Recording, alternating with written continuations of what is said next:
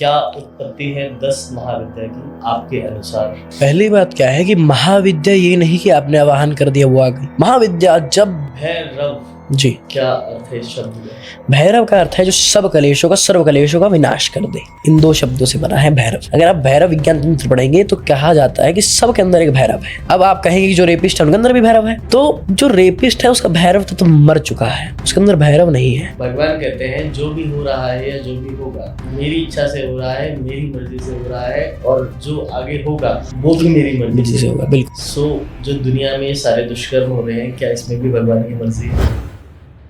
पुरुष के अंदर स्त्री है और एक स्त्री के अंदर पुरुष है। बिना स्त्री के पुरुष नहीं और बिना पुरुष के स्त्री नहीं। बिल्कुल। क्या सच्चाई है इसमें? बिल्कुल सच्चाई है। जो आपका शरीर है, जिसका हमारा वाम अंग है यानी लेफ्ट है ना, ये सारा शक्ति है, और वही जो हमारा राइट अंग है वो सारा शिव है। तो वो दोनों ही एग्जिस्टेंस में है। अगर आपके अंदर वो फेमिनिन तत्व खत्म हो जाए तो आप आज जैसे हैं वैसे नहीं रहेंगे। दया भी तो फेमिनिन है, प्यार भी तो फेमिनिन है। अगर वही खत्म हो जाएगा तो सारे व्यक्ति क्रूर हो जाएंगे। मैं हूँ, हाथ पे श्री राम लिखवा रखा है, त्रिशूल बनवा रखा है, यहाँ पे शिव जी बने हुए हैं। क्या ये सही है? ये बहुत गलत है। सही नहीं, बहुत गलत है। इस्लाम में एक और शब्द आता है जिहाद। और आजकल कुछ हिंदू लड़कियां भी हैं जो मुस्लिम से प्यार करती हैं, बाद में फिर उन्हें पूरा कन्वर्जन का सामना करना पड़ता है। क्या करें इसके लिए? हमें पहले समझना पड़ेगा जिहाद हो क्यों रहा है। पहले घर वाले उसको ठोकर मार देते हैं लड़की को, है ना, तू तो गलत है, तू ये है वो है, वो मेंटली डिप्रेस्ड हो गई। एक मुस्लिम उसके जीवन में आता है तो उनसे कहता है आप ठीक हो, आप हमारे साथ घूमने चलेंगी। जब वो लड़की उसकी तरफ उसके साथ फ्री फील करने लग जाती है तो वो मुस्लिम क्या करता है,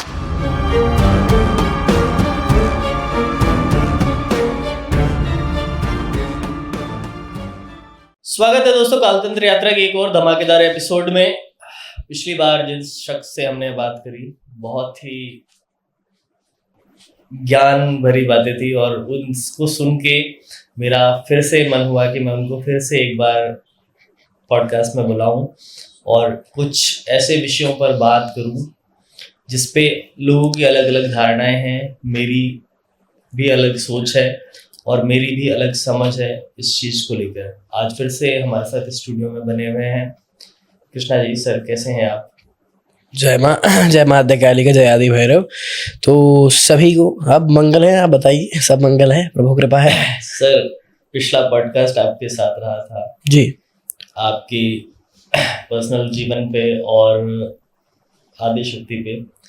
आज मुझे पता चला कि आपकी उम्र जो है वो मात्र 14 साल है। सो थोड़ा सा मेरे लिए शॉकिंग था ये जी कि इस उम्र में आपने ये इस तरह के ज्ञान की प्राप्ति करी। मेरा जो आज का विषय है वो महाविद्याओं से रिलेटेड है। देवी पार्वती या देवी सती के 10 रूपों से रिलेटेड है। जो अलग अलग देवी के सती के रूप आए, रूपों का वर्णन आया, फिर इनका तंत्र जगत में किस तरीके से योगदान आया, या कुछ लोग जो देवी काली के नाम पे, देवी तारा के नाम पे, देवी छिन्नमस्ता के नाम पे बलियां लेते हैं। क्या उत्पत्ति है? मैं शुरू से शुरू करते हैं जी।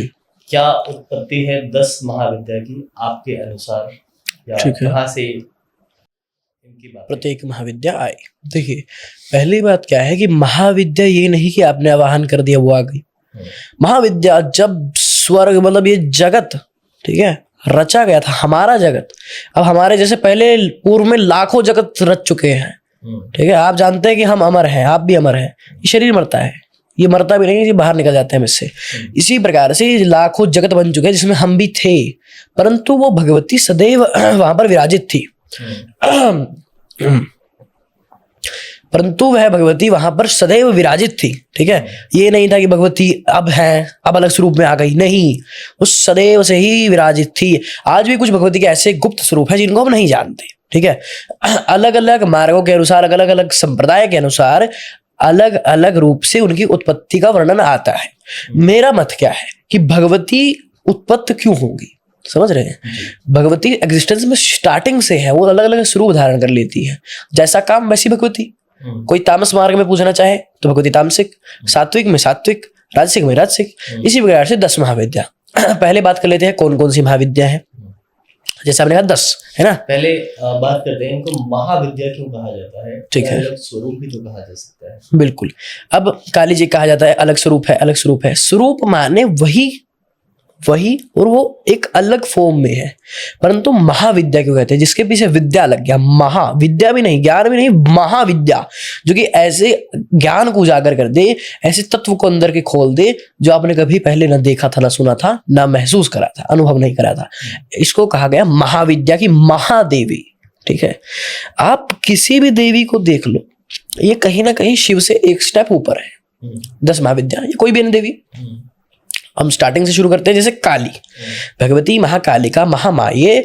भगवती को हम एक और स्वरूप के रूप से जानते हैं, काली माँ को ही, जिसको हम जानते हैं योग निद्रा के स्वरूप में। जब भगवती योग निद्रा का प्रभाव होता है तो विष्णु जी भी सो जाते हैं। ठीक है ना, 120 दिन के लिए ऑलमोस्ट एक तरह डेड है ना, उनके अंदर शक्ति का प्रभाव, वो सो गए। जब भगवती कालिका यानी महामाये योग निद्रा भगवान शिव से निकल जाए तो भगवान शिव वहां पर शव बन जाते हैं, यानी लाश। ठीक है, तो इनकी उत्पत्ति कैसे हुई? आज तक देखिए अलग अलग स्वरूप है, अलग अलग बताए गए हैं। अगर हम बात करें दुर्गा काली जी की, तो दुर्गा माँ के, है ना, उन्हीं के अंग से भगवती का प्राकट्य हुआ था, काली जी का, जो कि युद्ध लड़ रही थी उस समय, है ना। कहा जाता है कि तीसरी आंख से प्राकट्य हुआ, तो उसी प्रकार से। परंतु जो हम आद्या काली को जानते हैं, जिन या महाकालिका को जानते हैं 10 महाविद्या में, शिवप्रिय, वो बहुत ही भिन्न है इन कालिका से। क्यों? क्योंकि वो पहले एग्जिस्टेंस में थे, क्योंकि वो शिव का ही भाग है। शिव उस भाग के बिना जीवित नहीं रह सकते। तो ये दोनों अलग अलग हैं। जो 10 महाविद्या के अंदर भगवती कालिका है, वही शिवप्रिय है, यानी कि शिव की अर्धांगिनी है। अब बात करते हैं माँ तारा की। ठीक है, आप समझ गए ना कि इनके अंदर तो माँ, जी सॉरी मैं आपको, हाँ बोलिए। इन महाविद्याओं के साथ में एक और चीज आती है, हर विद्या के साथ में शिव का एक रूप है। जी, हर महाविद्या का एक भैरव है और एक गणपति है जी। ठीक है, अब उनका विष्णु भी होता है, परंतु विष्णु थोड़ा गुप्त है, परंतु हम मुख्य रूप से आप जानते हैं भैरव एवं गणपति को। ठीक है, अब हम बात कर रहे थे जैसे महाकालिका की, तो उनके महाकाल भैरव है, ठीक है, और उनके महागणपति है वही सेम। तो वे बहुत ही, जो महागणपति उनकी बहुत उपासना होती है, बहुत रूपों से, रोगनाश के लिए भी होती है। ठीक है, खिरम्ब गणपति हैं, उनकी रोगनाश के लिए पूजा होती है, और उन्हीं की धन के लिए भी पूजा होती है। ऐसे ऐसे गणपति है। अब हम बात करते हैं माँ तारा की। अब जब भगवान शिव ने हलाहल पान करा था तो मूर्छित हो गए थे, यानी कि बेहोश। तब भगवती तारा वहां पर आई, उन्होंने उन्हें स्तन पार कराया, यानी कि दूध पिलाया अपने स्तन से। तब जाकर भगवान को ठंडक मिली और भगवान शिव दोबारा जागृत हुए। क्यों? क्योंकि बिना शक्ति के भगवान शिव शव है, ये सत्य है, ये सबको माननी पड़ेगी कि बिना शक्ति के कुछ भी नहीं हो सकता। कोई भी पूजा, कोई भी देव, कोई भी कुछ भी तुम बिना शक्ति के संपन्न नहीं कर सकते, कोई भी पूजा, कुछ भी। ठीक है, अब हम बात करते हैं माँ तारा। ठीक है, माँ तारा के अलग भैरव है, अलग गणपति हैं। ठीक है, अब हम आ जाते हैं हमारी तीसरी देवी भगवती त्रिपुरा सुंदरी, जिनकी उत्पत्ति मुख्य रूप से भंडासुर, ठीक है, उनको खत्म करने के लिए हुई थी। ये भंडासुर को अगर नहीं जानते तो उनके लिए बता दो कि जिस समय भगवान शिव ने अपने त्रिनेत्र से कामदेव को भस्म कर दिया था, तो उस समय गणपति उस भस्म के साथ खेल रहे थे। उन्होंने खेल खेल में एक जो है एक चित्र बना दिया, एक छवि बना दी, जिससे भंडासुर की उत्पत्ति हो गई, क्योंकि गणपति के हाथ थे। तो उसको मारने के लिए भंडासुर मर्दनी भगवती जो है त्रिपुरा सुंदरी को बुलाया गया, उनसे प्रार्थना करी, तब भगवती आई और उनको जो है भंडासुर का विनाश कर दिया। अब जैसे हम बात करें तारा और त्रिपुरा सुंदरी, ये बहुत ही, ये तीनों ही उच्च कोटि की देवी है, क्योंकि ये काली ही है 10 की 10। ठीक है, जो तारा देवी है उनके भी 3 स्वरूप हैं, एक जटा तारा, उग्र तारा एवं नील सरस्वती। नील सरस्वती बहुत एक अच्छी देवी है, बहुत उच्च कोटि की देवी है, इनके बारे में हम बात करेंगे आगे। अब हम जैसे बात कर रहे थे भगवती त्रिपुरा सुंदरी की, तो इनके साथ में पंच प्रेत होते हैं, पंच महाप्रेत। आपने पंचभूत सुना होगा, पंच महाप्रेत कौन कौन से हैं वो भी बता दूं। ठीक है, मधुसूदन यानी भगवान विष्णु, ठीक है, भगवान ब्रह्मा, भगवान महेश यानी भगवान शिव, और भगवान शिव का ही एक मुख है ईशान। ईशान जानते होंगे, जिनको ईशान कोण के नाम से भी जाना जाता है, उनकी दिशा, तो वो भी भगवान का एक स्वरूप है। और जहां पर भगवती सिंहासन पर विराजित है, वहां पर जो है भगवान सदाशिव ऐसे लेटे हैं, उनके ऊपर भगवती ललिता त्रिपुरा सुंदरी विराजित है। उनकी सेवा में भगवती सरस्वती एवं लक्ष्मी जी हैं, वहीं पे उपस्थित है। तो ये हमारी भगवती महामाया त्रिपुरा सुंदरी है, सुंदरता की देवी है। इनमें मतलब इतनी सुंदरता है कि कामदेव देख के इनको मोहित हो जाए। ठीक है, त्रिपुरा सुंदरी के साथ में कामेश्वर महादेव है। जी बिल्कुल सत्य बात है। ठीक है, अलग अलग वही बात है, अलग अलग मार्ग, जैसे अलग अलग आप महाविद्या में जाओगे, अलग अलग मार्ग है, उनके अलग अलग शिव हैं और उनके अलग अलग गणपति हैं, अलग अलग पूजा पद्धति है सबकी, ठीक है। तो अब हम बात कर रहे थे चौथे नंबर की देवी की, जो कि है भगवती भुवनेश्वरी, ठीक है। भुवनेश्वरी कौन है? वो है, तीनों लोगों का निर्माण किया। बिल्कुल सत्य बात है, वो है राजरानी, राजराजेश्वरी, ठीक है। उनका वो है वो है राजराजेश्वरी भगवती भुवनेश्वरी, ठीक है। देखिए जो भुवनेश्वरी है, ललिता त्रिपुरा सुंदरी है, महालक्ष्मी है, ये भिन्न नहीं है, ये श्री कुल की ही देवियां है, ठीक है। इनमें कोई अंतर आदि नहीं है। तो अब हम बात कर रहे हैं पांचवी महाविद्या की, जो है स्वयं साक्षात देवी भैरवी। इनको पाताल भैरवी के नाम से भी जाना जाता है। जो इनके भैरव हैं वो है दक्षिणामूर्ति भैरव। दक्षिणामूर्ति भैरव बहुत ही उच्च कोटि के हैं। इन्हीं की वजह से दक्षिणा काली का नाम दक्षिणा काली पड़ा था। इसके बारे में भी आगे चर्चा करेंगे। तो जो ये है, इन्हीं को पाताल भैरवी के नाम से जाना जाता है, भैरवी के नाम से जाना जाता है। ये देवी बहुत ही गुप्त है, ठीक है। साथ में इनकी साधना भी बहुत गुप्त है, बहुत गुप्त ज्ञान की जो है ये राजरानी है, ठीक है। तो इनकी जो साधना होती है, तो उस साधना में पंचमुंडी का आसन लगता है, 5 मुंड, 5 स्कल उनका आसन लगता है। तो ये एक जो साधना का नाम आता है पंचमुंडी साधना जी। पंचमुंडी साधना में अलग अलग 5 तत्व रखे जाते हैं या अलग अलग 5 जीवों के सर रखे जाते हैं? 5 मुंड रखे जाते हैं। पंचमुंडी साधना है, 5 मुंड साधना। इसमें कहीं वर्णन नहीं है कि 5 अलग अलग अलग मुंड, अगर है तो उठा के दिखा दो। तो तत्व कैसे जागृत होंगे? 5 अलग अलग, मतलब एक जो आकाश का जीव हो, एक जो जल का जीव हो, एक जो पृथ्वी का जीव हो, और एक जो अग्नि का जीव हो। देखिए आप देखिए क्या बात है, 5 मुंड कहा गया है ना। अगर उसमें कहते तो उसमें पूरा बताया जाता। कोई तंत्र शास्त्र ऐसा नहीं जिसमें कहा गया कि 5 मुंडी भिन्न साधना है, 5 मुंडी ये तत्व चाहिए, वो तत्व चाहिए। आप जैसा सुनोगे वैसा कहोगे, है ना। जैसा आपने सुना कि साधक के मुंह से सुन लिया। अब देखो, जिसने 5 मुंडी की साधना करी वही उसके बारे में बता सकता है, जिसने नहीं करी क्या बताएगा। परंतु जिसने उसके बारे में किसी महान गुरु से ज्ञान प्राप्त करा या कहीं उसको बहुत ही महान जो है पुस्तक में पढ़ लिया, वो उसके बारे में बता सकता है। अगर यहाँ पर जैसे 1 मुंड की साधना होती है, तो उसमें क्यों नहीं बताया गया कि आकाश का मुंड चाहिए या पताल का मुंड चाहिए? उसमें 1 मुंड। देखो भिन्नता क्या हो सकती है कि सिद्ध तांत्रिक का मुंड हो, नॉर्मल मुंड हो, पर 5 मुंडों का साधना का जो है आसन लगता है। हमारे एक मित्र है साधक, वो घोर साधक है, उनके मतलब बहुत सिद्ध साधक है वो, उनके पास 5 मुंड का साधना का आसन है। तो मैंने उनसे पूछा कि क्या भिन्न रूप से? अगर नहीं, उनके पास वो मैंने देखा है, मैंने दर्शन करे हैं उनके, तो उनके पास एक 5 मुंड है, 5 स्कल, उनके ऊपर आसन लगता है और उस आसन में इतनी शक्ति होती है वो आसन ऊपर उठ जाता है। अब किसी ने व्यक्ति ने दूसरे के मुंह से सुन लिया ये अब एक बात बताइए, आकाश का जीव कहाँ से पकड़ोगे आप? पता अगर उसमें लिखते पाताल का जीव लगाओ, अब धरती पड़ के नीचे जाओगे? नहीं जा सकते ना। 5 मुंड इसलिए बताया गया कि पंच मुंड ले लो। सिद्ध तांत्रिक हो, नॉर्मल व्यक्ति हो, 5 मुंड आपके पास हो जाए, उनके अंदर 5 तत्व हैं। हम जो मनुष्य है हमारे अंदर 5 तत्व है ना, तो हो गया 1 मुंड 5 तत्व का, हो गया ना इकट्ठा। अब उनको कोई रिप्रेजेंट कर दे। अब मछली का मुंड कहाँ है? इतना सा मुंड है उसका, उस पर बैठ जाओगे? नहीं बैठ सकते ना। तो ये बात है, आप 5 मुंड को ऐसे लगाइए, उसके ऊपर आसन रख के आराम से बैठ सकते हो आप, परंतु उस मछली के मुंड पे तो नहीं बैठ सकते ना।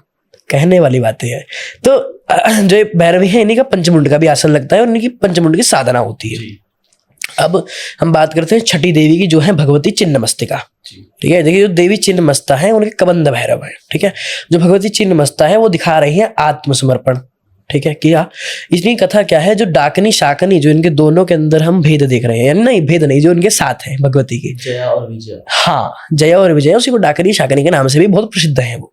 तो एक बार भगवती एवं डाकनी शाकनी वन के अंदर विचरण करने गई थी, तो उनको वहां पर वो कहने लगी, भगवती मुझे भूख लग रही है, मैया मैया मुझे भूख लग रही है। अब आप एक पिता है, अगर आप एक पिता है, आपका पुत्र या पुत्री आपसे कहे मुझे पिताजी भूख लग रही है, तो कुछ भी अगर आपको अपना मांस काट के उनको देना पड़े, आप देने को तैयार हो।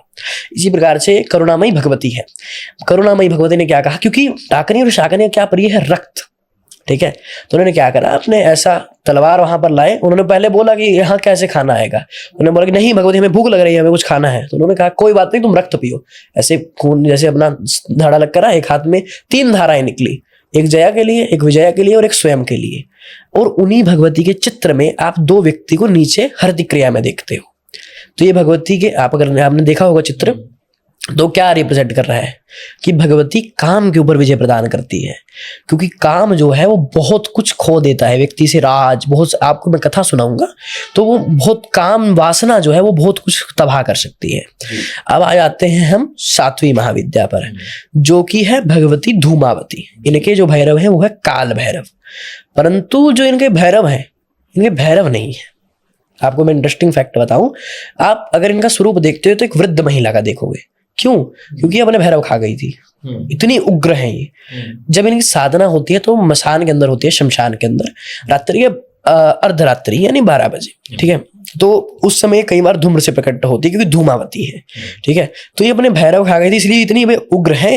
घर में इनकी पूजा निषेध बताई गई है, इसलिए इनको सन्यासी, क्योंकि वो त्याग दिखा रही है, रिप्रेजेंट त्याग, तो इसीलिए इनकी जो वही पूजा करता है जो सन्यासी त्यागी होता है, जिन्होंने वैरागी है जो, ठीक है। अब है 8वीं महाविद्या, जो कि बहुत प्रसिद्ध है आज के समय में, देवी महामैया बंगलामुखी। जी। अब आजकल बंगलामुखी का मिर्ची हवन भी हाँ बिल्कुल आता है, ऐड चल रहे हैं आजकल। हाँ देखिए, मिर्ची हवन एक बहुत प्रसिद्ध चीज है। और हाँ, आप ये नहीं कल अकेला बंगलामुखी कहीं करें, ये मिर्ची हम डाल रहे हैं, इसका मतलब क्या है कि इस चीज की काट कर रहे हैं, कड़वाहट डाल रहे हैं।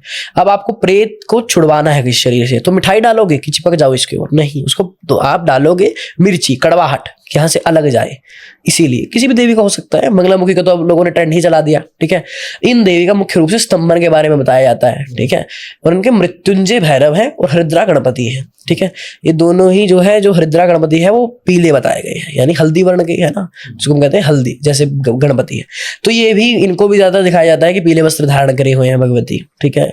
कहा जाता है जहां पर इनका उत्पादन हुआ था, उत्पत्ति हुई थी, वहां आज भी पीला है, जो भी जहां पर वो स्थान है, बताया जाता है। तो क्या है कि जो ये भगवती है, ये बहुत, आप देख रहे हैं शत्रु है इनके साथ में, है ना, एक असुर है। तो उस असुर की क्या कथा थी कि उसने भगवान विष्णु से वर प्राप्त करा था कि मैं जो कुछ भी बोलूं सत्य हो जाए, मैं जो बोलूं सत्य हो जाए। तो भगवती ने उसकी जिह्वा ही पकड़ लिया, बोल। तो उनको वो रिप्रेजेंट कर रहे हैं कि किसी भी एक चीज को बांध देना, किसी भी वचन को बांध देना, तो ये उनका रिप्रेजेंटेशन है। अब आ जाते हैं हम 9वीं देवी, यानी कि देवी मातंगी जी, मातंग भैरव। तो जो देवी मातंगी है, इनके मातंग भैरव है, ठीक है। इनको आप अलग अलग स्वरूपों में देख सकते हो। आप अगर जानते हैं गणपति को, तो गणपति जी का ही एक स्वरूप है उच्चिष्ट गणपति।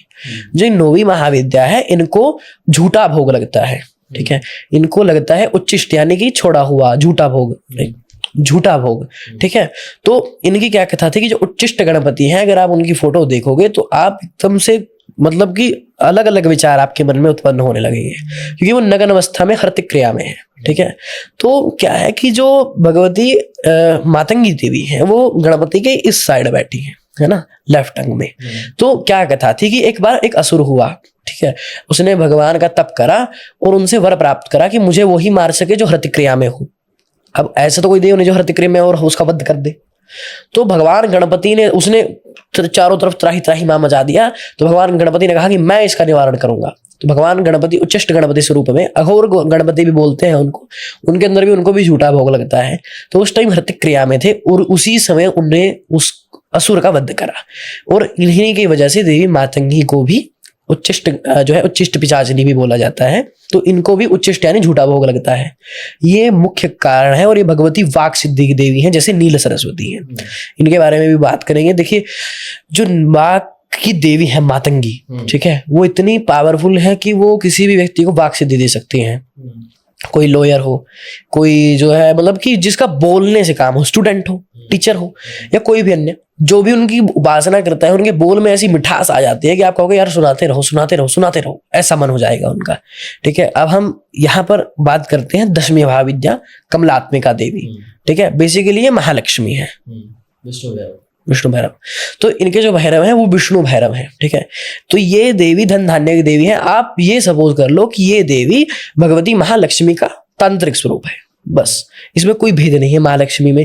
जो इनके पीछे आपको 4 गज दिखेंगे, यानी हाथी, जो कि इनके ऊपर जो है जल डाल रहे हैं, है ना। तो ये भगवती जो है, भगवती महालक्ष्मी का ही बिल्कुल एग्जैक्ट स्वरूप है, पर तांत्रिक स्वरूप है। मेनली यही 10 महाविद्या है। सर, जो आपने 10 महाविद्याओं के बारे में बताया जी, आपके जवाबों से जो मेरे माइंड में प्रश्न आए हैं, जी जी। देवी मातंगी आपने बोला बाकी की देवी है, ज्ञान की देवी है जी, और तंत्र का एक स्वरूप है। बिल्कुल। जब देवी सरस्वती का ऑलरेडी एग्जिस्टेंस है, देवी मातंगी की क्या आवश्यकता है? देखिए, मातंगी देवी की क्यों आवश्यकता पड़ी, क्योंकि वो एक तांत्रिक स्वरूप है, पहली बात तो ये। दूसरी बात, जो भगवती मातंगी है ना, वो क्यों उत्पत्ति हुई मेनली आप जानिए कि अगर वो ना होती तो उस असुर का वध कैसे होता। जो गणपति के साथ उच्चिष्ट पिशाचिनी है, वो उस असुर का वध कैसे करते, मेनली आप वो जानिए। जो 10 महाविद्या है वो पर्टिकुलरली इस चीज के लिए है, जो व्यक्ति तंत्र को जानता है। तंत्र ये नहीं नींबू काट दिया, लौंग गाड़ दी, उसमें तंत्र हो गया। तंत्र अपनी चेतना को मोक्ष की तरफ बढ़ाना है, चेतना को ब्रह्म में मिला देना, ये है। शक्ति को शिव में मिला देना, शिव को शक्ति में मिला देना, ये है तंत्र। अपने इस कर्म से, मरण जीन के कर्म से बाहर निकल जाना, ये तंत्र है। ये नहीं कि ये कर दिया वो कर दिया, ये नहीं तंत्र होता। कहा जाता है कि तंत्र की जो उत्पत्ति है वो भगवान शिव से हुई। बिल्कुल। और इन देवियों को तंत्र जगत में क्यों जोड़ा गया है? क्योंकि इनका तो अलग अलग कार्य है। इनको तंत्र से जोड़ने का क्या वो है, या इनको महाविद्या है? चलो महाविद्या तो आप कह सकते हो क्योंकि इनकी विद्याएं अलग है। बिल्कुल। इनको तंत्र जगत से क्यों जोड़ा गया? देखिए, भगवान शिव ने तंत्र का निर्माण करा, परंतु शिव इतने शक्तिशाली नहीं है कि जो तंत्र का निर्माण कर दे। उनको भगवती की कृपा, भगवती की शक्ति की आवश्यकता पड़ेगी ही पड़ेगी, वही उनको रिमेन करती है। तंत्र में आप एक भैरव भैरवी संवाद जानते होंगे, जहां पर 112 कलाएं बताई गई थी भगवान शिव ने भगवती भैरवी को, यानी भगवती मैया पार्वती को। तो उन्होंने कहा था कि ये एक ऐसी कला है जिसको हम विज्ञान भैरव के नाम से आज जानते हैं, जिससे आप भगवान को प्राप्त कर सकते हो।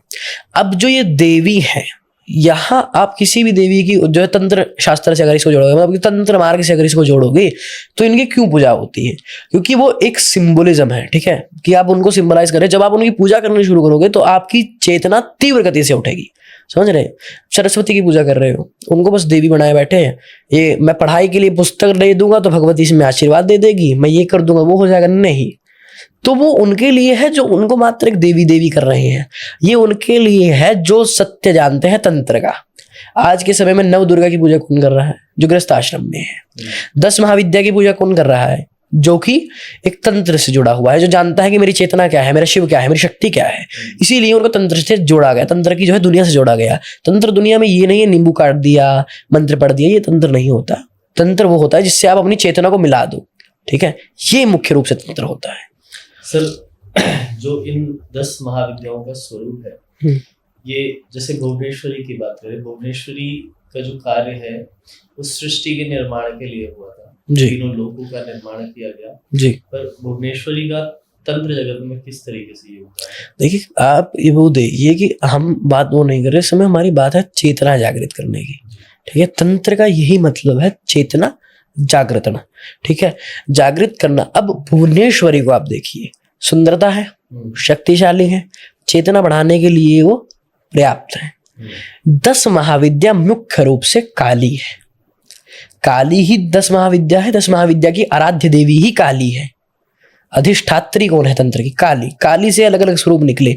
अब एक बात बताइए, किसी की श्रद्धा है भुवनेश्वरी में, वो पूजना नहीं चाहता, वो तामसिक भोग नहीं चढ़ाना चाहता, कुछ नहीं करना चाहता, वो भुवनेश्वरी से क्या मांग रहा है? राज्य मांग रहा है।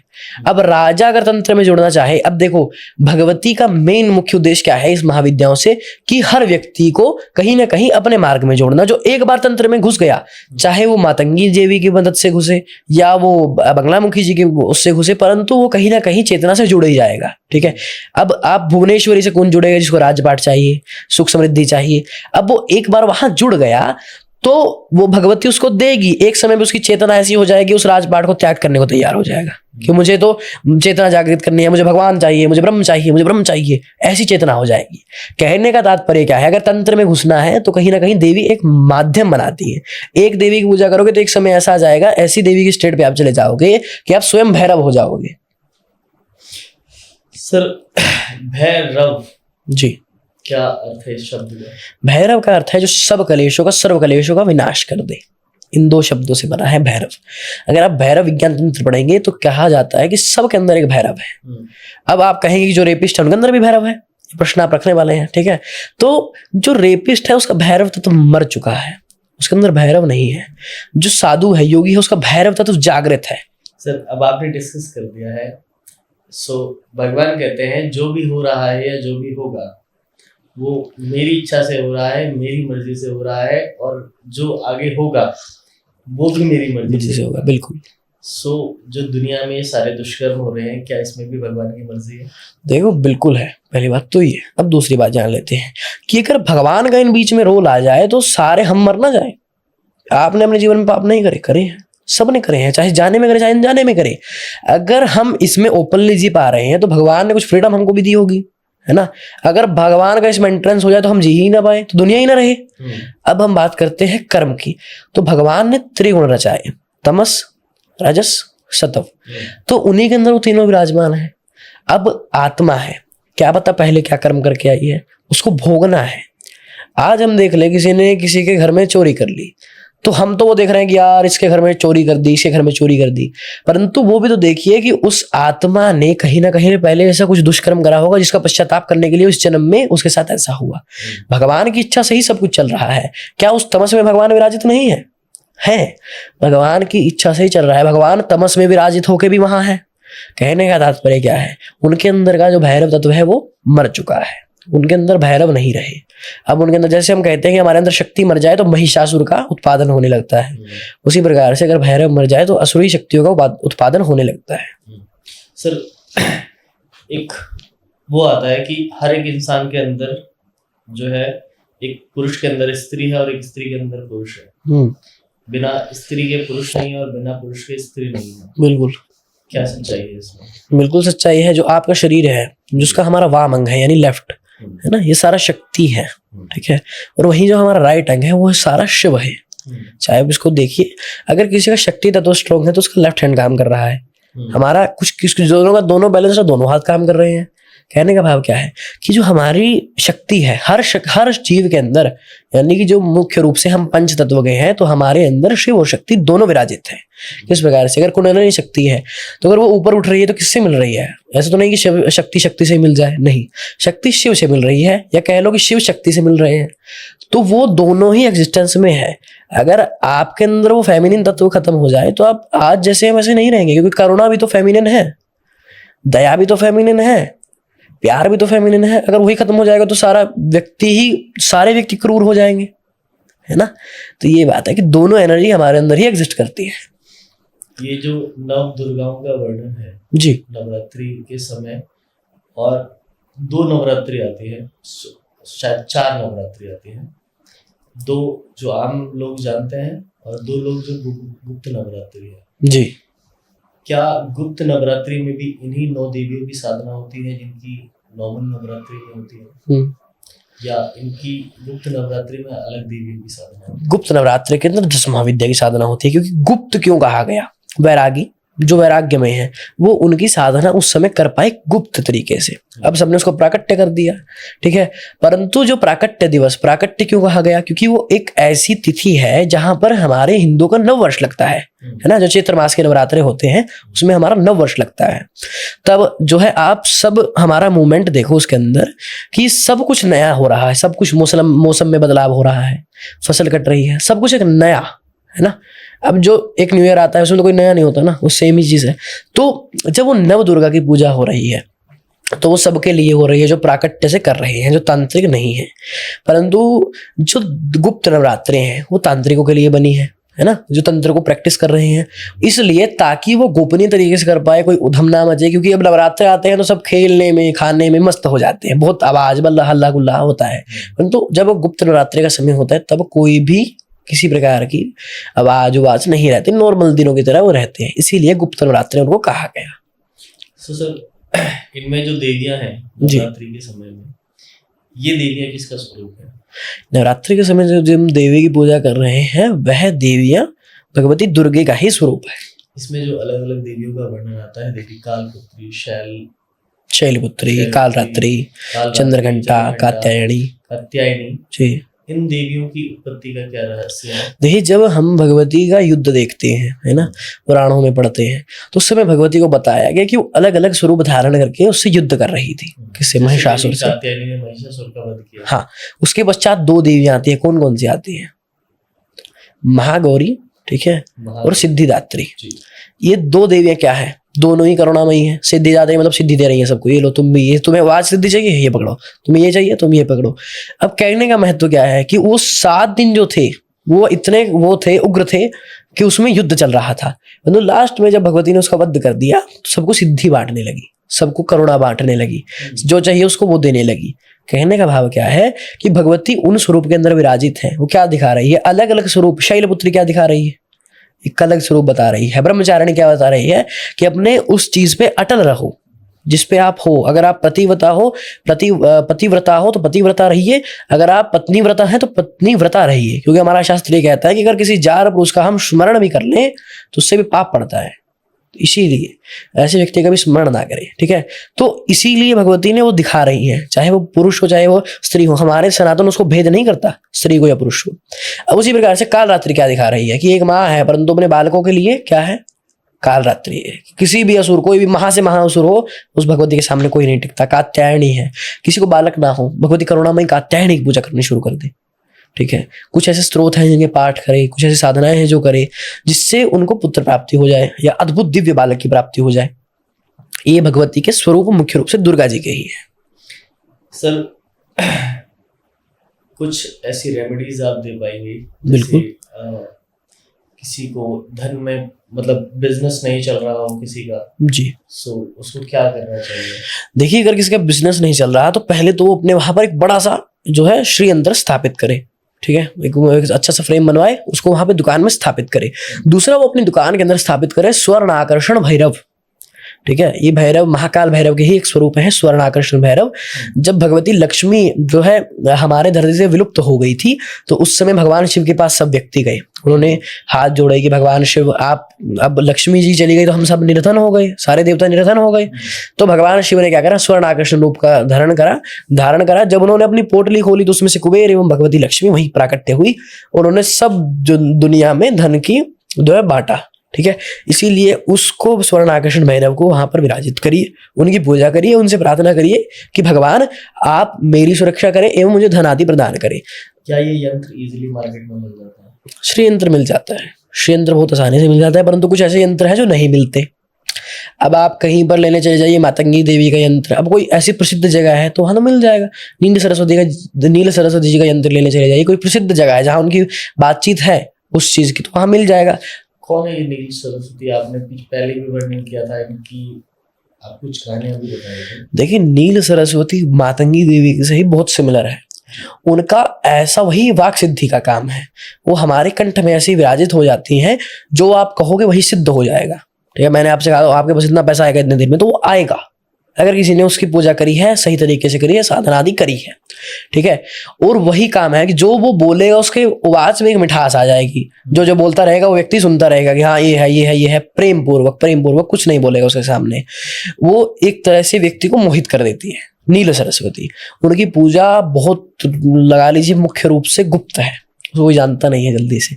उनकी पूजा के समय जो अलग अलग प्रकार से साधनाएं करनी होती है, अलग अलग समय साधनाएं करनी होती है, निषेध काल में साधनाएं करनी होती है, अलग अलग मंत्रों से साधना करनी होती है। एक अनुष्ठान को सिद्ध करने में बहुत समय लगता है। तो इसीलिए उन देवी को अगर कोई पूजना शुरू कर दे, वैसे उनको पूजा नहीं करनी चाहिए ऐसे, क्योंकि बिना गुरु आदेश या गुरु निर्धारित करे, ये किसी गुरु मुख से मंत्र लिए या पूजा लिए, कभी भी ये नहीं किसी को भी स्थापित कर दिया, किसी की पूजा करने लगे तो गलत हो जाएगा। क्या किसी देवी की पूजा करने के लिए किसी मंत्र को जानना जरूरी है? हाँ भी और ना भी। ठीक है, दोनों ही उत्तर होंगे इसके लिए। आप काली जी की पूजा कर रहे हैं, बामा खेपा जी थे या रामकृष्ण परमहंस, उनमें क्या मंत्र था? माँ कर रहे हैं, माँ कर रहे हैं, माँ आ गई। अगर आपकी ये इच्छा है कि मुझे एक स्पेसिफिक मंत्र करना है तो आप हो सकता है, परंतु देखिए अलग अलग मार्ग है। क्रिया योग का मार्ग है, हठ योग का मार्ग है ना, ज्ञान योग का मार्ग है, एक भक्ति योग का मार्ग है। सबसे आसान भक्ति योग का मार्ग है। क्यों? क्योंकि भक्ति के अंदर कुछ करना नहीं, मंत्र करो तो ठीक, तंत्र ना करो तो ठीक, मंत्र ना करो, ना मंत्रम नो यंत्रम तथापि जन जाने स्तुति महु, न जानम ध्यानम तथापि जन जाने स्तुति कथा। अर्थात कि भगवती ना मैं मंत्र जानता हूँ, ना मैं तंत्र जानता, ना यंत्र जानता, ना मुझे आपका ध्यान आता है कैसे करना है, ना मुद्रा आती है, ना मुझे ये पता कि आपको नमन कैसे करना है, ना मुझे ये पता कि आपकी स्तुति कथा यानी कि आपने किस असुर का वध करा है तो मैं आपकी पूजा कैसे करूं। तो उसमें क्या लिखा हुआ है कि उसने जिसने लिखा है वो क्या लिख रहे हैं कि माँ भगवती, मैं बस ये जानता हूं कि अगर मैं आपका नाम स्मरण करूंगा तो मेरे सारे क्लेश कट जाएंगे। अगर आप देखो, अगर आपको इंटरनेट से मंत्र उठा लो जैसे ओम भैरवाय नमः, ओम कालिकाय नमः, तो आपका विनाश नहीं होगा। ये सारी कहने वाली बात है, क्योंकि आप भगवती के उस तत्व को जागृत करने की कोशिश कर रहे हो, आपका विनाश नहीं होगा। कर रहे हो सालों सालों तक, परंतु नियम अनुसार करो। अगर एक माला कर रहे हो तो साल तक वो एक माला टूटनी नहीं चाहिए। ये नहीं कि आज एक माला करी, कल को 100 कर दी, परसों को 1 कर दी, ये नहीं, ये तो बेकार हो गया ना सारा। अधिकतर भगवती की रात्रि में साधना करें, किसी भी निषेध काल में 12 बजे से 1 बजे के मध्य, वो सबसे बेस्ट काल है होम आदि करने के लिए। सर, जैसा कि स्टार्टिंग में आपने बताया कि आपकी आयु जो है मात्र 14 वर्ष है जी। तो आपने कोई और अलग मार्ग क्यों नहीं चुना? क्यों आप इस भक्ति मार्ग से जुड़े? क्या आपका उद्देश्य शॉर्टकट है पैसा कमाने का, या आप लोगों में सनातन का प्रचार करना चाहते हैं, या भक्ति भाव आपके अंदर अलग से जागृत है? क्या ठीक है, उद्देश्य है आपका? देखिए मेरा मेन उद्देश्य आप पूछ रहे हैं, जैसे कि पहले बात करते हैं मार्ग का, है ना। तो इससे पूर्व मैंने बहुत वर्ष एक्टिंग में काम करा है ना, फिल्म लाइन में। मेरे बहुत सारे फिल्म भी मैंने करी हैं, उसमें अच्छा पैसा था, एक दिन के 10 से 15-20 हजार, इतने तो यहाँ तो नहीं मिलते ना। ठीक है। दूसरी बात कि अगर उससे मुझे अच्छा इनकम आ रहा था तो मुझे क्या आवश्यकता थी करने की। अब भगवती जब बुलाए और भक्त ना आए, ऐसा हो सकता है? नहीं हो सकता। अब हम बात करते हैं मार्ग, है ना। ये मार्ग मैंने चुन लिया, ठीक है। क्यों? क्योंकि भगवती के उपदेश थे, भगवती के आदेश से, भगवती ने मेरे माता पिता से वचन लिए हुए हैं, ठीक है, कि आप इनको मार नहीं सकते, यानी मुझे, ठीक है, आप इनको डांट नहीं सकते। और आप इनसे, अब जब जैसे मेरा एक चित्र है, मैंने बताया ना, तो उस जब वो चित्र पूर्ण हो जाएगा तो उस समय आपको भगवती के, मतलब मेरे को भगवती के मार्ग में जाना ही जाना पड़ेगा, कुछ भी हो जाए, ठीक है। तो उसी के कारण आज मैं इस मार्ग में हूँ। दूसरी बात, पैसा। अगर मैं ये कह दूं कि मुझे लालच नहीं है या किसी अन्य व्यक्ति को लालच नहीं है तो ये गलत है। क्यों? क्योंकि धन की आवश्यकता तो सन्यासी को भी है, समझ रहे हो? क्यों? क्योंकि अगर आपको एक चित्र खरीदना है भगवती का धन से ही तो खरीदोगे, है ना। होम करने बैठोगे तो सामग्री लेके आओगे। अब आप जा रहे हो, है ना, सामग्री लेने, सामग्री वाले को कह रहे हो कि होम करना है जी, अच्छा मदद कर दीजिए, वो कहेगा भाई तुम मेरे तो पैसे दे, 500 की 1000 की जितने की सामग्री ले रहा है। तो धन क्या है? अगर आप कहते हो कि मुझे लालच नहीं है तो आप महालक्ष्मी का साफ साफ अपमान कर रहे हो। अब इतनी क्षमता किसी में नहीं जो महालक्ष्मी का अपमान कर दी। धन है, धान्य है, हर चीज ही शक्ति है। तो हाँ, लालच हमें सबको है, क्योंकि धन की आवश्यकता सबको है। आज हमारे घर में भगवती की अखंड ज्योति जल रही है तो उसमें घी आ रहा है। अगर हम घर का खुद का घी बना रहे हैं तो धन से ही तो आ रहा है वो घी भी, या कोई दान करके जा रहा है। दान में क्या देके जा रहे हैं? डालडा, जो खुद भी नहीं खा रहे। क्यों? क्योंकि वो एक गले से बोलते हैं ना कि आप बस ये काम करना है। अगर आपकी क्षमता नहीं है देने की तो कौन कह रहा है देने को? मत दीजिए। आपको देना भी है और ऐसा देना है कि सामने वाले के काम भी ना आ जाए, होम में भी ना डाल दे, अब बेकार ही जाए। तो इससे अच्छा आपको क्या आवश्यकता देने की, है ना, जब आपके पास हो ही नहीं रहा वो चीज। आपके ज्ञान का आधार क्या है? हमारे ज्ञान का आधार, यानी कि आप पूछ रहे हैं एक स्पेसिफिक पर्सन या क्या, या कोई मूल चीज। हमारी जो सबसे प्रेरणा है वो माता पिता है पहले तो। अगर गुरु स्वरूप में देखे तो मैं पहले भगवान दक्षिणामूर्ति, उनसे बहुत प्रभावित हुआ ज्ञान के मार्ग में। आदि गुरु शंकराचार्य से बहुत प्रभावित हुआ। अन्य जो है बहुत, जितने भी हमारे आज के समय के जैसे 4 शंकराचार्य हैं उनसे बहुत प्रभावित हूँ। जितने भी गुरु स्वरूप है सबसे हम प्रभावित हैं, ठीक है। मूल हमारी जो अधारणा है कि हम क्यों ज्ञान इकट्ठा कर रहे हैं, भगवती के बारे में क्यों जान रहे हैं, क्योंकि एक पुत्र को अपनी माता एवं पिता के बारे में पता होना चाहिए। ये कौन है, ये कहाँ से आए हैं, ये क्या है, इसके बारे में। बाकी हमारा मेन उद्देश्य ये है कि हर व्यक्ति साधना करे, हर घर काली हो, है ना, हर घर भैरव हो, सब उनकी पूजा करे, कोई उनसे डरे ना। सिद्धि के पीछे भागना लोग बंद कर दे। मेन उद्देश्य हमारा ये है। आपने जैसे आपने अपना उद्देश्य बताया, आपने अपना आधार बताया जी। क्या आप धर्म को मानते हैं? धर्म को कौन नहीं मानता? हर व्यक्ति धर्म के संबंधित ही कार्य कर रहा है। अगर मच्छर मेरे को काट रहा है तो वो भी धर्म से ही काम कर रहा है, अपना धर्म प्रयोग कर रहा है, ठीक है। धर्म क्या है? हमारी एक लिमिट है, हमारे कुछ नियम है, हमारी कुछ मर्यादाएं हैं। हमें गलत और सही का भेद बता रहा है धर्म। अगर आज आप कुत्तों को देख लीजिए, वो भेद जानते हैं, धर्म को नहीं जानते, है ना। उन्हें यही नहीं पता कि ये माता है, ये बहन है, नहीं जानते ना वो। उनके लिए तो सब एक ही है। वही बात है, हम धर्म में जान रहे हैं कि ये माँ है, ये बहन है, ये पुत्री है, ये पुत्र है, ये धर्म है। हमारा कर्म हमारा धर्म है। पर धर्म में जैसे धर्म है, इसमें अलग अलग प्रचारक हुए। जैसे आप, मैं किसी धर्म की बुराई नहीं कर रहा, इस्लाम धर्म बना, यहूदी धर्म बना, क्रिश्चियन धर्म बना, बौद्ध धर्म बना, ठीक है। अलग अलग प्रचारक आए और इन्होंने अपने अपने धर्म बना लिए, जो कि धर्म एक ही था, सनातन धर्म एक ही है। क्यों? इनके सब मजहब हैं, पंथ हैं। कि कोई लिखता है धर्म न, धर्म तो संस्कृत का शब्द है। जब ये पैदा भी नहीं होते उससे पूर्व संस्कृत थी, है ना। अब धर्म क्या है? हमारे वेद शास्त्र धर्म है। जो उनको मानता है वो धर्मी, जो उनको नहीं मानता वो अधर्मी। ठीक है। अब इस्लाम है, ये कोई अन्य धर्म है, हमारे शास्त्रों को मानता है? नहीं मानता। वो अपने कुरान को मानता है, अपनी बाइबल को मानता है। तो हम लोग क्या कहते हैं कि ये अधर्मी है क्योंकि हमारे शास्त्र विरुद्ध चलता है, जो कि असलियत में धर्म है। तो ये धर्म है, ना कि कोई। अब सनातन है, सनातन का अर्थ क्या है? आदि अनंता, जिसका कोई आदि नहीं है, कोई अनंत नहीं है, जिसका पता नहीं शुरुआत क्या है। शाश्वत है सनातन, शाश्वत है हमारी शक्तियां। ये नहीं कि मर गई जी गई, मर गई जी गई। शाश्वत सनातन, ये है उसका भेद। अब लोग कह रहे हैं हिंदू, हिंदू है, ठीक है, वही सनातनी है, वही शाश्वत है। हमारा धर्म ही शाश्वत है, कोई दूसरा धर्म नहीं है उसकी जगह। मात्र वेद शास्त्र आदि ही धर्म है, उसके अतिरिक्त कोई भी धर्म नहीं है, बाकी सारे पंथ हैं। सो क्या इन पंथ पे चलने वाले लोग ज्यादा कट्टर होते हैं? कट्टर क्यों होते हैं? इस्लाम में है ना, बालक पैदा हो जाए, जो उनके क्रियाकर्म होते हैं वो कर देते हैं उनको, है ना। उसके बाद वो 5 टाइम की नमाज करवाते हैं। हमारे धर्म के आज के समय में 4 है ना, 4 वर्ण है ना। एक के दिखा दो जो आज जनेऊ हो, कोई बहुत रेयर मिलेगा। कोई ब्राह्मण देवता के घर में पैदा हो गया, उनका जनेऊ है। क्षत्रियों में तो बहुत कम, वैश्यों में बहुत कम, है ना, शूद्रों में तो बहुत ही कम। क्यों? अपनी संस्कृति भूल गए, त्रिकाल संध्या भूल गए, वेद पूजा पाठन ये सब भूल गए, वेद अध्ययन भूल गए। किसके घर में वेद है? एक के घर में वेद नहीं है। क्यों नहीं है?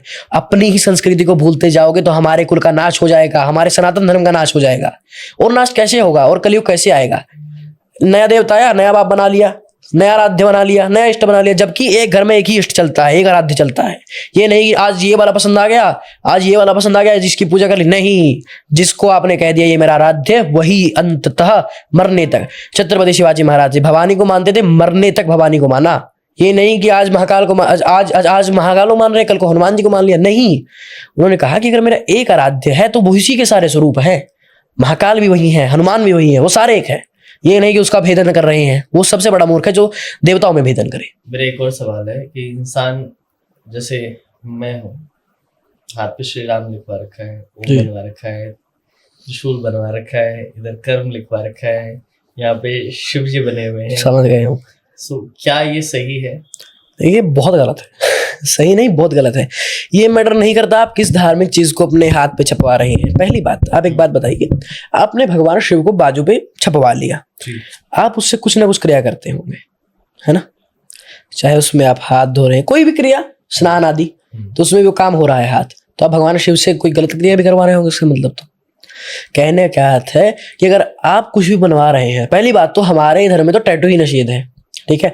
मनुस्मृति के अनुसार अगर कर्ण भेदन और महिला के जो है नख भेदन के बाद कोई अन्य छिद्र वो अपने उसमें करवा रहा है शरीर में, जब टैटू बनता है तो छिद्र होते रहते हैं, है ना, तो वो खंडित हो गया शरीर। जिस प्रकार से एक विग्रह खंडित हो जाता है, वो शरीर ही खंडित हो गया। उसका कोई पुण्य नहीं लगेगा, कोई पाप, मतलब पाप ही लगेगा, पुण्य नहीं लगेगा। कितना दान करो साथ से, कोई दान नहीं लगेगा।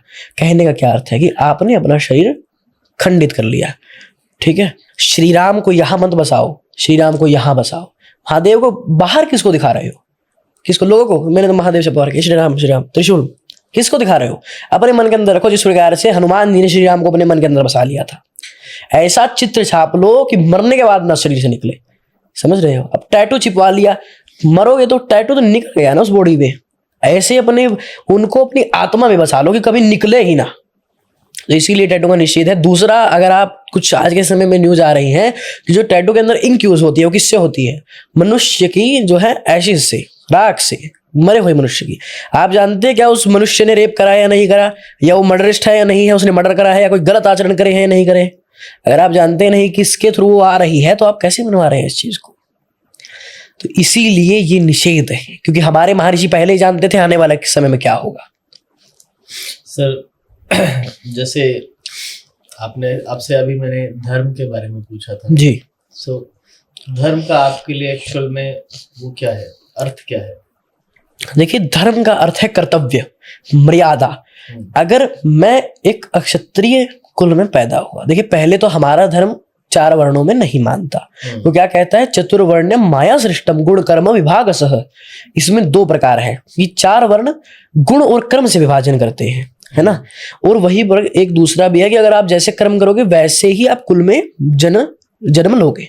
अब एक बात बताइए, आप धोती धारण करिए, तिलक धारण करिए, आप बाहर निकलिए, सब आपको बोलेंगे पंडित जी ब्राह्मण देवता। आप अक्षत्रिय के रोल में जाइए, यानी कि हमारे मिलिट्री है ना, आर्मी अन्य रूप से, तो वो जानते हैं कि कहीं ना कहीं क्षत्रिय है, वो आपको उस रोल से देख रहे हैं। आप किसी भी, वो है गुण और कर्म से है, ठीक है। ये नहीं है कि आप इसमें जाति में हो गए। तो इस प्रकार से तो बहुत भेद हो जाता है हमारे यहाँ। इंसान के कपड़ों से या उसके पहनावे से या उसके तिलक लगाने से उसके आचरण का पता चलता है? बिल्कुल भी नहीं, ठीक है। देखो, हम वस्त्र धोती धारण क्यों करते हैं? क्योंकि ये हमारी संस्कृति है। दूसरा, अगर आप देखें वेस्टर्न कल्चर, तो वो कहा जाता है कि आपका शरीर एक दुकान है, जितना दिखेगा उतना बिकेगा। हमारे धर्म में क्या कहा गया है कि आपका शरीर एक मंदिर है, जितना इसको छुपाओगे। हमारे धर्म में तो यह धोती क्यों पहनते थे कि पैरों तक छुप जाए, है ना। ऊपर इस प्रकार से कपड़ा क्यों ढक लेते थे कि सारा शरीर छुप जाए? क्योंकि वो अपने अंग को रखते हैं गुप्त, ठीक है। दूसरा, तिलक क्यों लगाया जाता है? तिलक, अगर आप चंदन का तिलक लगा रहे हैं तो स्कंद पुराण में इसका हमें वर्णन मिलता है, चंदन महत्वन्यम पवित्रम पापनाशनम आपदा हरे नित्यम, ठीक है। क्या मतलब है कि चंदन का तिलक लगाने से आपकी जो नित्य की आपदा, कोई भी इंसिडेंट होने वाला था, वो टल जाते हैं। स्कंद पुराण में तो यहां तक लिखा है कि अगर आप किसी बिना तिलक के व्यक्ति को देख लो तो आपको उसका भी पाप लगेगा। तिलक लगाने मात्र से व्यक्ति के सारे पाप हट जाते हैं। आप शाक्त हैं, गोल तिलक लगाइए। विष्णु जी के उपासक हैं आप, जो है इस प्रकार से जैसे विष्णु जी का तिलक लगता है वैसा लगाइए, है ना। अगर आप शैव हैं तो त्रिपुंड लगाइए। जिस भी आप मार्ग को चुनते हैं वैसा लगाइए। अगर आप ब्रह्म में विश्वास करते हैं तो ज्योति रूप तिलक लगाइए, परंतु तिलक अवश्य लगाइए। अगर मुसलमान टोपी पहन सकता है तो हम तिलक लगा सकते हैं। अगर कोई जो है क्रिश्चियन अपने गले में क्रोस टांग सकता है तो हम भी तिलक लगा सकते हैं। ये हमारी मर्यादा है, ये हमारा जो है एक कल्चर है। क्योंकि आप त्रिकुटी जानते हैं, है ना। त्रिकुटी में हम चंदन भस्म सिंदूर आदि का लेपन करते हैं तो वो ठंडक हो जाती है। साइंटिफिक रूप से वो कहीं ना कहीं जो चंदन का लेप होता है तो कितना ठंडक होता है ना, तो माइंड को एक तरह से फ्रेश कर देता है। कहने का भाव है, एक शब्द आता है स्वतंत्रता जी।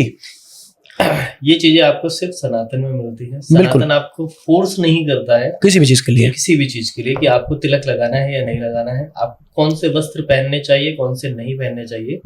पर वहीं बात करें हम इस्लाम की, जैसे आप चर्च में जाएंगे तो चर्च का एक रूल है, जब आप वहां पे जाते हैं कि आपको ब्लैक उसमें जाना है, सूट उसमें जाना है। उनका जो पादरी है वो अलग वो पहनेगा व्हाइट कलर के कपड़े, या उनके जो प्रोसीजर्स है उनका एक प्रॉपर वो फॉलो बना हुआ है कि भाई आपको इस तरीके से करना है जी।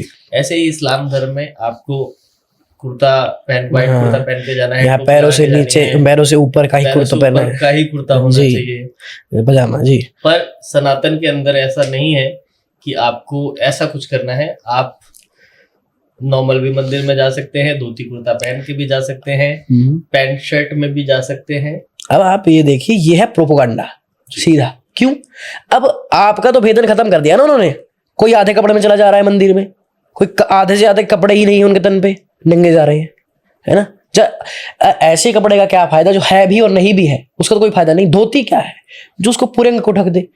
मंदिर की एक मर्यादा है, मंदिर में चप्पल क्यों निकालते हो? चप्पल पहन के चले जाओ। सनातन कौन सा मना कर रहा है चप्पल पहनने से? ये भी तो बात है। दूसरे धर्मों ने हमारे धर्म को बदनाम करने के लिए, हमारे धर्म को खत्म करने के लिए इस प्रकार की चीजें रच दी, समझ रहे हैं। कोई कुछ भी पहन जाओ, चाहे नंगे चले जाओ। तो अगर आपको किसी की रिस्ट्रिक्शन नहीं है, सनातन में तो भगवान को दिगंबरा बताया गया है, दिगंबर बताया गया है, यानी नग्न अवस्था में। तो नग्न अवस्था में मंदिर चले जाओ, उससे क्या शर्म है? नहीं, उसमें आप कहोगे मेरे अंग दिख रहा है, ये दिख रहा है, वो। अगर आपको कोई शर्म नहीं है ना, परंतु इसीलिए कहा गया कि धोती पहनिए, ऊपर कुछ नहीं तो ज्यादा नहीं तो शर्ट तो पहनिए कि पूरा अंग ढक जाए। शर्ट तो अब आई वेस्टर्न कल्चर में। उससे पहले तो हमारे योगी जो थे वो एक कपड़ा लेते थे, उसको बांध देते, उसको अपने ऊपर शरीर के डाल लेते थे। क्या योगियों में इतनी बुद्धि नहीं थी कि क्या उस कपड़े को सील सकते थे? क्योंकि इतने महायोगी वो पहले ये बता देते आज से 10 साल पूर्व इतना ये हुआ है, उसके इतने पूर्व बाद ये होगा। वो ये सब भी कर सकते थे, एकदम से प्राकट्य कर देते। परंतु उन्हें मंदिर की मर्यादा ज्ञात था, उन्हें धरती माता की मर्यादा ज्ञात था। दूसरे धर्म को ऊपर बढ़ाने के लिए लोगों ने हमारे धर्म को नीचे गिरा दिया, जिसकी वजह से हमारा धर्म मिट्टी में मिलता जा रहा है। उसका कोई भी रूल रेगुलेशन नहीं रही। 16 संस्कार में से किसी का उपनयन नहीं हो रहा है। समझ रहे हैं क्यों नहीं हो रहा? क्योंकि आपने सिखाया ही नहीं किसी को। माता पिता बच्चों को बताना ही भूल गए कि उपनयन भी होता है, संध्या भी होती है, पूजा भी होती है। इसी की वजह से हमारा धर्म आज के समय पे दूसरे धर्मों से नीचे जा रहा है। मंदिर में कुछ भी पहन के चले जाओ, ये कहाँ लिखा है कुछ भी पहन के चले जाओ? क्या आप 16 संस्कारों के बारे में बता सकते हैं? जी, 16 संस्कार जिसमें आती है विद्या का संस्कार, मतलब कि एक पर्टिकुलर की अब बच्चे का जन्म हुआ, उसके बाद अन्नप्राशन यानी अन्न का जो है निवाला खिलाया जाए, ठीक है, उसका नामकरण हो, या जो है उसका जातक्रम हो, जातक्रम यानी कि वो आए उसका स्वागत करें, जातक्रम ये नहीं, ठीक है, जातक्रम यानी कि उनका स्वागत करे बालक का। इस प्रकार से 16 संस्कार है, उनमें से कर्णभेदन संस्कार भी है यानी कानों को सिधवाना। उसी प्रकार से एक उपनयन संस्कार है, उपनयन यानी बालक की 8 वर्ष की आयु में तो हो ही जाता है। तो उसके बाद आता है उपनयन संस्कार। उपनयन संस्कार बालक की 8 वर्ष की आयु में ज्यादा नहीं तो हो जाना चाहिए, यानी कि वो गुरुकुल में जा रहा है, दिखाने का भाव ये है। उसके बाद वो वेदों का अध्ययन करे, वेद पाठन करे, ये उनका है। बाकी अंतिम संस्कार के बारे में तो आप जानकारी रखते ही होंगे। इस प्रकार से 16 संस्कार पूर्णतः बताए गए हैं, क्या करना है क्या नहीं करना है। क्या लोगों को खाट पे या बेड पे बैठ के खाना खाना चाहिए? बिल्कुल भी नहीं। अगर आप उस बेड पे शयन कर रहे हैं तो नहीं खाना चाहिए, क्योंकि अगर आप एक देखिए बेड पे बैठ सकते हैं, अगर आप उस पे कभी सोए नहीं, समझ रहे हैं, आप मात्र उसको बैठने के लिए उपयोग कर रहे हैं तो हाँ खाइए बैठ के, क्या दिक्कत है। परंतु आप वहीं पर शयन कर रहे हैं, उस समय भगवती आपके शरीर के ऊपर पूरी मतलब कि एक तरह से विराजित है, आपके शरीर में भगवती है उस समय, है ना, जिस समय हम सो रहे हैं। अब उसी बेड पे आप बैठे खाना खा लो तो ये तो भगवती का भी अपमान हुआ। इसीलिए हमें वहां पर बैठे खाना नहीं खाना चाहिए जहां हम शयन करें। सर जाते जाते आज का अंतिम सवाल, एक आजकल ट्रेंड में भी चल रहा है जागो हिंदू। हिंदू कैसे जागेगा, कैसे लोगों को अवेयर करना चाहिए जो जातिवाद में बटे हुए हैं या ऊंच नीच इन सब को ज्यादा मानते हैं, इसको कैसे मिटाया जाए? तो आप जैसे पूछ रहे हैं जात या पात, अगर भगवान उनको रचाते तो ये हो जाता विष्णु जिस जात के हैं, शिव जिस जात के हैं, देवी जिस जात के हैं। ऐसा तो नहीं है, कहीं सुना पुराण में कि देवी जी तो क्षत्रिय हैं, ये वो है, ये नहीं सुना ना। उन्होंने वर्ण बनाए। वर्ण का क्या भेदन है कि जैसे कर्म करोगे वैसे वर्ण में चले जाओगे, समझ रहे हैं। अगर हमारे तो धर्मशास्त्रों में ये भी लिखा है कि अगर कोई शूद्र जन्म लेता है ना, तो शूद्र अगर वेद पाठन करे, अध्ययन करे, जप आदि करे तो वो चारों वर्णों से ऊपर निकल जाता है, यानी कि ब्राह्मण क्षत्रिय वैश्य आदि से डायरेक्ट ऊपर भगवान की स्थिति में चला जाता है, वो भगवान के प्रिय बन जाता है। अब बात करते हैं अछूत क्यों हुआ, अछूत है ना ये भेदन, कि अब हमारे धर्म में क्या था कि हम किसी भी जैसे अब क्या लगा लीजिए कि कोई हमारे धर्म में चांडाल है तो कहीं ना कहीं वो गलत क्रिया है, नहीं क्रिया तो गलत नहीं परंतु वो मदिरा का पान करके कर रहा है उस चीज को, तो इसीलिए उनको कहा जाता था कि इन व्यक्ति से दूर रहो, इनको छूओगे तो अशुद्ध हो जाओगे, जो कि असलियत भी है क्योंकि मदिरा है वो, है ना। वहीं बात करें चमड़े की, तो कहीं ना कहीं अगर आप उसमें जानवर की खाल का प्रयोग कर रहे हो तो हमारा धर्म उसको ये कह रहा है कि आप उसका प्रयोग कर रहे हो तो अशुद्ध हो, क्योंकि आप उससे खाल का प्रयोग कर रहे हो। इनसे अशुद्धि करी थी। अब उसमें चाहे कोई क्षत्रिय उसको कर्म करे तो वो भी अशुद्धि था, ये नहीं कहा गया कि शूद्र ये हो जाएगा वो हो जाएगा। अब कोई शूद्र जैसे आप लगा लीजिए कुम्हार है ना, उनके साथ तो कभी नहीं हुआ ऐसा। अब कुछ पर्टिकुलर व्यक्ति जो उनके लिए काम कर रहे थे उनको कहा गया कि ये अशुद्ध है, इस समय जो उनकी स्थिति थी उस समय वो अशुद्ध थे, अगर आप उनको छूओगे तो आप भी अशुद्ध हो जाओगे, ये असलियत थी। बाद में उसको बड़ा चढ़ा के दिखाने लग गए, ये सारा गलत था। इतना प्रोपेगेंडा हमारे धर्म की तरफ खिलाफ कर दिया गया है, उसमें मूवियां बना दी, ये बना दिया वो बना दिया, असलियत में वो था भी नहीं।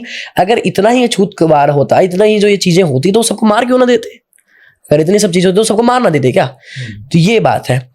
बाकी रही बात धर्म की, है ना, हम हिंदू कैसे जागेगा, पहले हमें देखना पड़ेगा हिंदू सोया कैसे, हिंदू कैसे सोया, हमारी वजह से सोया, हम लोगों की वजह से सोया। आप चारों वर्ण में, है ना, चारों वर्ण में कहा गया उपनयन यानी जनेऊ अति जरूरी है। कुल देवता की पूजा, कुल देवी की पूजा जरूरी है, ये नहीं देखा जाता कि अछूत है या नहीं अछूत है, सारे वर्ण सेम है। जब एक बात बताइए, लोग बड़े हैं या भगवान श्री कृष्ण बड़े हैं? श्री कृष्ण। जब वो श्रीमद् भगवद गीता में ये कह रहे हैं चतुर्वर्ण्यम माया सृष्टम गुण कर्म विभागसः, तो जब वो खुद कह रहे हैं कि गुण और कर्मों से मैंने सबका विभाजन करा, किसी को मैं जन्म से जाति पाति नहीं दे रहा हूं, मैं किसी को ये नहीं बना रहा हूं। अब आदि गुरु शंकराचार्य थे, वो सबका प्रचलन कर रहे थे, सब एक है, सब में एक ब्रह्म है। वो ये क्यों नहीं कह रहे थे कि शूद्र ब्रह्म है, ये क्षत्रिय ब्रह्म है, ये ब्राह्मण ब्रह्म है, नहीं, वो कह रहे थे सब एक ब्रह्म है। एक हमें कथा मिलती है कि जब वो एक चांडाल उनके सामने आ गए तो उन्होंने क्या करा, महाराज आप हट जाइए चांडाल, हम आपसे, आप अशुद्ध हैं, आप अछूत हैं, क्योंकि वो मदिरा के नशे में थे। तो वो चांडाल पीछे हटे। वो चांडाल कौन थे? स्वयं शिव थे। उनसे उन्होंने क्या कहा कि जिस धरती पे मैं खड़ा हूं उसी धरती पे तुम भी खड़े हो, जो वायु मेरे शरीर में से निकल के जा रही है वही वायु तुम्हारे शरीर को भी छू रही है, तो क्या अब अशुद्ध नहीं हुए तुम? तभी उनके पैरों में पिल्लू उठ गए कि नहीं महाराज हम जान गए आप शिव हैं। आप एक बात देखिए, अगर अशुद्ध यानी अछूत में आप मानते हैं, जिस धरती पे आप रहते हैं उसी धरती पे तो वो रहते हैं, जिस धरती पे आप चल रहे हैं क्या पता वहां से कितने अशुद्ध वहां से निकले हैं, है ना, कितने अछूत वहां से निकले, तो आप वहां से क्यों निकल रहे हो? धरती पर रहना छोड़ दो, मर जाओ। कहने का भाव क्या है कि आप भेदन कर रहे हो तो आप मूर्ख हो। इसीलिए अब हम बात करते हैं जागेगा कैसे हिंदू। हिंदू पहले तो जन्म जैसे जातिवादी में बांट दिया। किसने बांटा? हमने बांटा नहीं, हमारे धर्म ने, शास्त्रों ने बांटा नहीं, बांटा। हमारे जैसे जो ये वेस्टर्न कल्चर आया, इस्लामिक कल्चर आया, देखो हमारा एक बहुत यहाँ पे इंडिया में प्रसिद्ध है कि फूट डालो राज करो। जितना तुम भेदन करते रहोगे उतना राज करते रहोगे। अब भेदन कर दिया, चाहे किसी ने करा, सरकार ने करा, किसी ने, तो अब भेद कर दिया ये शूद्र है, इसको हम ये दे रहे हैं। परंतु क्या समझे कि अब उसकी लड़ाई के चक्कर में वो दोनों आपस में ही लड़ गए, हिंदू लड़ने लग गए। क्रिश्चियन में देखा है कभी ऐसी लड़ाई होती हुई? मुस्लिम में देखा है? नहीं देखा। क्यों? क्योंकि वो मानते ही नहीं उस चीज को। कहते हैं हम एक मुस्लिम है, ये नहीं कहते कि हम एक ब्राह्मण मुस्लिम है, हम एक शूद्र मुस्लिम है, नहीं, उसका भेदन नहीं कर रहे। अब मुख्य रूप से हमारा धर्म कैसे बचेगा? ये नहीं कि जयकारे लगाओ तो धर्म बच जाएगा, कैंप लगाओ तो धर्म बच जाएगा। आप किसी को मार पीट के, अब कुछ ऐसे जो है ग्रुप है जो मार पीट के लोगों को कन्वर्ट कर रहे हैं दोबारा हिंदुइज्म में। अब एक बात बताइए, तो मुसलमान भी इस प्रकार से सही कर रहे हैं। जब वो हिंदू को मार देते हैं, क्या तो इस्लाम चुन लो या फिर मर जाओ। तो वो व्यक्ति अगर इस्लाम को चुन ले तो उन्होंने क्या गलत करा? अगर हमारे हिंदू उनको मार पीट के जो है दोबारा हिंदुइज्म में लेके जाने की कोशिश कर रहे हैं। मेन बात क्या है कि अगर उनमें और हम में कोई भेद ना रहा तो वो भी, हम भी अछूती हो गए। हम सारे हिंदू, हमारे यहाँ बताया गया है कि एक तो जार पुरुष, ठीक है, गलत आचरण पुरुष, उसका कभी भी स्मरण नहीं करना। जो एक मलीच पुरुष हो, जो मांस आदि का सेवन करता हो, चाहे उसमें कोई भी है, जो गौं की हत्या करता हो या कोई किसी भी हत्या करता हो, उसका अगर स्मरण करोगे, उसको अगर याद करोगे तो पाप लगेगा गहरा। इनके बारे में तो बताया गया है। अगर आप ही किसी के साथ हिंसा कर रहे हो तो उसमें और आप तो भेदन नहीं रहा ना कुछ। मुस्लिम में और आप में क्या भेदन रहा? कुछ भी नहीं। आप उनको समझाओ, उनको दिखाओ, राह दिखाओ, क्योंकि पूर्वज तो उनके भी हिंदू ही थे, जानते सब है, परंतु बोलता कोई नहीं है, मरने से डर लगता है, ठीक है। अब वो चीज सेम है। इसीलिए धर्म को बचाओगे कैसे? अपने पुत्रों को या पुत्रियों को संस्कार दो, बोलो उनको शास्त्र अध्ययन करो, ठीक है। कोई भी जाति हो, कोई भी क्रम हो, या आपने कर्म बनाए हैं लोगों ने राज्य करने के लिए, ठीक है, शास्त्र अध्ययन करो। पुत्र है, उनका उपनयन संस्कार करवाइए, संध्या करवाइए, उनको अपने धर्म के बारे में याद दिलवाइए, ना कि दूसरों के घर में जाके ये धर्म है, ये करो, ये करो, जब तुम खुद ही फॉलो नहीं कर रहे हो। आज के समय में जितने भी जो है कोई भी दल्ला बने बैठा है, सबका उपनयन संस्कार हो रहा है, पूछो उनसे। त्रिकाल संध्या करता है कोई? नहीं करता। क्यों? अरे जब तुम खुद ही धर्म को नहीं बचा पा रहे तो तुम दूसरे से क्या बचवाओगे धर्म को? मुख्य ये है कि हमें अपनी संस्कृति में दोबारा चलना पड़ेगा। जब हम अपनी संस्कृति में चलेंगे तो ही हमारा धर्म बच सकेगा, नहीं तो हमारे धर्म का विनाशकाल लिखा हुआ है। इस्लाम में एक और शब्द आता है जिहाद जी। और आजकल कुछ हिंदू लड़कियां भी हैं जो मुस्लिम से प्यार करती हैं, बाद में फिर उन्हें पूरा कन्वर्जन का सामना करना पड़ता है। क्या करें इसके लिए? देखिए क्या बात है कि हमें पहले समझना पड़ेगा जिहाद हो क्यों रहा है, क्यों हो रहा है। पहले घर वाले उसको ठोकर मार देते हैं लड़की को, है ना, तू तो गलत है, तू ये है, वो है, वो मेंटली डिप्रेस्ड हो गई। एक मुस्लिम उसके जीवन में आता है जो कि उससे ये नहीं पूछता कि तुम क्या कर रही हो, तुम ये हो, वो, तो वो उनसे कहता है आप ठीक हो, आप ऐसा करिए, आप हमारे साथ घूमने चलेंगे। तो वो उसके साथ एक फ्री फ्रेश करने, मतलब कि एक तरह फ्री फील करने लग जाती है। जब वो लड़की उसके साथ फ्री फील करने लग जाती है तो वो मुस्लिम क्या करता है, उसको अपने अंडर करने लग जाता है ना। ये इस्लाम में इतनी छूट दी जाती है, ये दिया जाता है। अब उस लड़की की गलती तो नहीं थी ना उसमें, उसकी तो भावनाओं को ठोस लगी और वो ऐसी बना दी उन्होंने पत्थर। इसीलिए अपने बालक, आपके पुत्र पुत्री कोई भी हो, उनको हमेशा खुले रखो, अपने मित्रों की तरह रखो। अगर उन्हें ये सोचोगे कि माता पिता है तो वो बालक है, कोई ऐसी संगति में चले जाएंगे जहां हमने सोची नहीं होगी। नशे की तरफ क्यों जा रहे हैं? क्योंकि उनका डोपामिन हाई हो जाता है उसको करके, वो खुश होने लग जाते हैं, जो कि उनको परिवार में खुशी नहीं मिलती। इसीलिए वही लड़कियों को डोपामिन फील होता है जब वो किसी मुस्लिम के साथ रहती हैं। क्यों? क्योंकि उनको अपने परिवार में खुशी नहीं मिलती। इसीलिए लव जिहाद हो रहा है। जब आप उनको खुशी देने लग जाओगे, उनके साथ पारिवारिक संबंध बनाओगे कि हाँ आप मेरी पुत्री हो, हमें से ये बात करो, ये सारा उनके सामने खोल के रख दोगे अपना चिट्ठा, तो वो भी आपके साथ उतना ही फ्री फील करेंगी जितना उस मुस्लिम के साथ कर रही थी। इसीलिए लव जिहाद हो रहा है, जो कि आज के समय में कितने साल लड़की 15 साल 16 साल 17 साल यही आयु होती है जब हमारे हार्मोन डेवलप होते हैं, जिस समय हमारी मानसिक संतुलन हम खो बैठते हैं। किसी भी एक तरह कुत्ते को भी देख के कई बार काम वासना उजागर हो जाती है। क्यों? क्योंकि हमारे हार्मोन डेवलप हो रहे हैं। वही समय होता है 13 से 18 वर्ष की आयु का, जिस समय आप अपने बालक को संभाल लें, या तो वो संभलेगा या वो बिगड़ेगा। आप ये हिंदुज्म के लिए बोल रहे हैं या ये सारी चीजें प्रमोट करते हैं, कभी आपको वार्निंग्स या धमकी वाली चीजें नहीं आती हैं? देखिए बहुत आती हैं, बहुत गैंग के द्वारा भी आई। आज शाम को 6 बजे कान्हा तेरी मृत्यु लिखी, हम बैठे हैं। क्यों बैठे हैं? क्योंकि भगवती जिस पे कृपा करती है वो डर से मुक्त हो जाता है। मार दो यार, क्या दिक्कत है, शरीर ही तो मरेगा, भगवती का तो अंत नहीं होगा भैया। देखिए खड़े बहुत है हमारे साथ हमारे गांव के व्यक्ति हैं। अब बहुत प्रचलन हो गया है, बहुत सारे जानते हैं और प्रेम करने लगे हैं हमसे, भगवती से। परंतु हमें किसी प्रकार का डर नहीं है। आज मरे सो कल मर का कहते हैं ना, कल मार देंगे। अरे आज मार दो, अभी मार दो, हमें डर नहीं है, क्योंकि हम तो साथ ही लेके चलते हैं। क्या करोगे, शरीर को मार दोगे, हमारी भावनाओं कैसे मारोगे, हमारे मत को कैसे मारोगे, नहीं मार सकते। उसका अंत नहीं है जो बात हम कर रहे हैं। सनातन का कभी अनंत हुआ है, हम शाश्वत हैं, कभी हमारा अनंत नहीं हो सकता, हमारे मत का अनंत नहीं हो सकता, वो कभी खत्म नहीं हो सकता। मार दोगे, मार दो, क्या समस्या है, परंतु हमारे मत कभी खत्म नहीं होगा। हमारे माता पिता कोई समस्या नहीं है, मारना है अरे भाई कल मारो तो आज मार दो, क्या दिक्कत है। परंतु उतना जिगर रखना कि मुझे मारने के बाद तुम संतुष्ट हो जाओ। ये नहीं है कि मर गए उसके बाद भगवती ने तुमको मार डाला, तो इसीलिए। परंतु आज के समय में भगवती की कृपा से बहुत सारे व्यक्ति, गांव के भी, आसपास के भी, या अन्य भ्राताश्री जो हमारे साथ जुड़े हैं, या बहन जी, वो सब हमारे से बहुत प्रेम पूर्वक रहते हैं, बहुत प्रेम पूर्वक सपोर्ट भी करते हैं। परंतु हमें किसी प्रकार की धमकी का कोई भी डर नहीं है। क्लियरली हम बोलते हैं, चाहे कोई भी किसी भी अन्य धर्म से हो, उसकी भी धमकी का कोई डर नहीं है, क्योंकि सनातन शाश्वत है, सनातन सनातन है, और सनातन का कोई आदि अनंतता कुछ भी नहीं है। बहुत अच्छा लगा आज का पॉडकास्ट, और बहुत सारी चीज़ें सीखने को मिली। बहुत चीज़ों के बारे में जो मेरी धारणाएं थी वो भी दूर हुई, जो गलत धारणाएं थी। आशा करता हूँ मैं आपके साथ किसी दिन फिर से काल भैरव के ऊपर, जैसे आप काल भैरव का बहुत नाम लेते हैं, सो मैं काल भैरव के ऊपर भी आपके साथ एक दिन वार्तालाप करूँ। अवश्य अवश्य। और आशा करता हूँ कि ये पॉडकास्ट लोगों को बहुत ज़्यादा पसंद आएगा। अगर आपने यहाँ तक पूरा पॉडकास्ट देख लिया है, चैनल को लाइक कर दीजिए, सब्सक्राइब कर दीजिए। अगर आप किसी भी तरह की प्रॉब्लम से जूझ रहे हैं और समाधान चाहते हैं, तो सर का नंबर, आपको लिंक डिस्क्रिप्शन में मिल जाएगा। आप जाके सर से कनेक्ट कर सकते हैं, सर के इंस्टाग्राम पे फॉलो कर सकते हैं, वहाँ मैसेज कर सकते हैं। देखते रहिए कालतंत्र यात्रा। मिलते हैं फिर किसी दिन, फिर किसी एपिसोड में। तब तक के लिए जय माता दी।